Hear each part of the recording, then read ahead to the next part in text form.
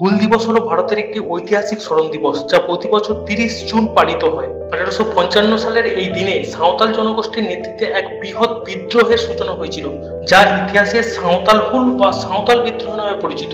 হুল শব্দের অর্থ হলো বিদ্রোহ বা মুক্তিযুদ্ধ। ব্রিটিশ ঔপনিবেশিক শাসন এবং জমিদার মহাজনদের শোষণের বিরুদ্ধে এই বিদ্রোহ ছিল একটি সুসংগঠিত এবং সশস্ত্র আন্দোলন। সিধু মুর্মু ও কানু মুর্মুর নেতৃত্বে হাজার হাজার সাঁওতাল মানুষ এই আন্দোলনে অংশগ্রহণ করেন। আজও শ্রদ্ধার সঙ্গে এই দিনটিকে পালন করা হয়। আজ পান্ডুয়া ব্লকের বেরেলা কোচমালি অঞ্চলের হুল দিবস উদযাপন হলো। উপস্থিত ছিলেন গোঘাটের প্রাক্তন বিধায়ক তথা হুগলি জেলা পরিষদের সদস্য মানস মজুমদার। অনুষ্ঠান শেষে তিনি কি বললেন শুনুন। দেখুন, হুল দিবস হলো ভারতবর্ষের যে স্বাধীনতার যুদ্ধ, সেই স্বাধীনতা যুদ্ধের বীজ বপন যদি বলা হয় তাহলে 1955 সালের আজকের দিনে স্বাধীনতা যুদ্ধের বীজ বপন করেছিলেন।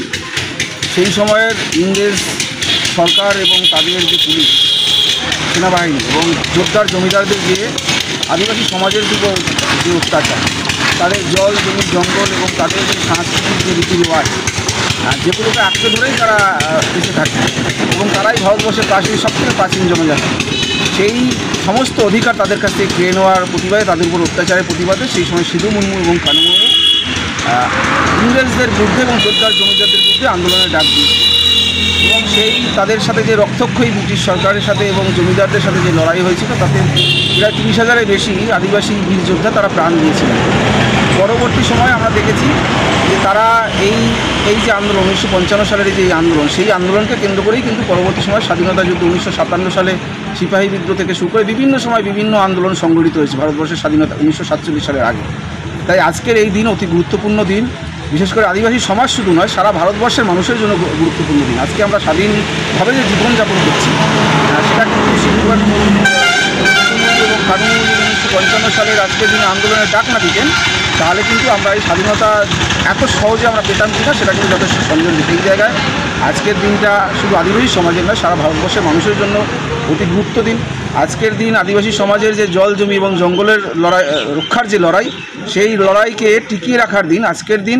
তাদের যে সংস্কৃতি, তাদের যে প্রকৃতি পূজা, তাদের যে রীতি রেওয়াজ, সেই রেওয়াজকে কেন্দ্রীয় সরকার আইনের বলে কেড়ে নিতে চাইছে, তাদের কাছ থেকে জল জমির অধিকার কেড়ে নিতে চাইছে, তার বিরুদ্ধে আদিবাসী সমাজ সহ সমগ্র ভারতবর্ষের মানুষদের ঐক্যবদ্ধ হওয়ার দিন। আজকের দিনে আমরা আদিবাসী সমাজের যারা এই বিভিন্ন জায়গায় অনুষ্ঠান আয়োজন, তাদেরকে আমরা শুভেচ্ছা জানাই, জোহার জানাই।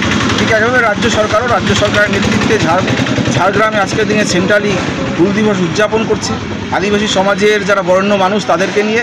এবং আপনারা দেখেছেন গত দুবারের আমাদের যে সরকার তৃতীয়বার পড়েছে, এই সমাজের জন্য যে কাজ করেছে বিগত দিনে কোনো সরকার এই আদিবাসী সমাজের জন্য সেই কাজ করতে পারেনি। তাদের যে ধর্ম, সেই ধর্মকে বিধানসভায় পাশ করিয়ে কেন্দ্রের কাছে পাঠিয়েছে তাদের ধর্মকে স্বীকৃতি দেওয়ার জন্য, কিন্তু আমরা দেখেছি আজ পর্যন্ত সেই ধর্মকেও স্বীকৃতি দেওয়া হয়নি।